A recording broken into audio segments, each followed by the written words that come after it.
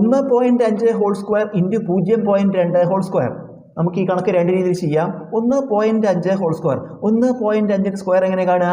15ൻ്റെ square കാണുക. 15ൻ്റെ square 15 into 15 225. ഇനി ദശാംശം നീക്കണം. ദശാംശം എത്ര അക്കമുണ്ട്? ഒരു സ്ഥാനമാണ് ദശാംശ സ്ഥാനം.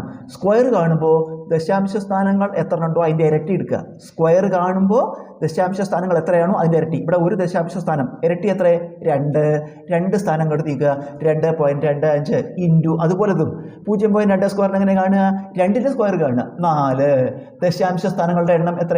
ദശാംശം കേട്ട് ഒരക്കം അതിൻ്റെ ഇരട്ടി എടുക്കുക. 2 സ്ഥാനം എടുത്തോട്ട് നിൽക്കുക. അപ്പോൾ ഇവിടെ ഒരു സ്ഥാനമേ ഉള്ളൂ, 2 സ്ഥാനമാവാൻ 0.04. ഇത് രണ്ടും കൂടി ഗുണിക്കണം. 2.25 0.4. ഇതെങ്ങനെ ഗുണിക്കുക? നമുക്ക് 225 ഇൻറ്റു 4 ഗുണിക്കുക. 225 ഇൻറ്റു 4 ഗുണിക്കുമ്പോൾ എന്ത് വരും? 900 എന്ന് വരും. പിന്നെ എത്ര സ്ഥാനം നീക്കണം? 225 ഇൻറ്റു 4 900.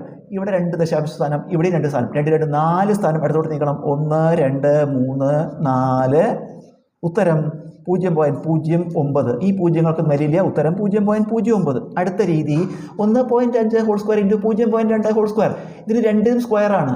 ഈ സംഖ്യകൾ ഗുണിക്കുക. അപ്പോൾ അതായത് 1.5 ഇൻറ്റു 0.2 എന്ന് ബ്രാക്കറ്റിലിട്ടിട്ട് ഹോൾ സ്ക്വയർ എന്ന് എഴുതിയാൽ മതി. കാരണം ഇതിന് രണ്ടിനും സ്ക്വയർ ഉണ്ട്. ബ്രാക്കറ്റത്ത് ഗുണിക്കുക.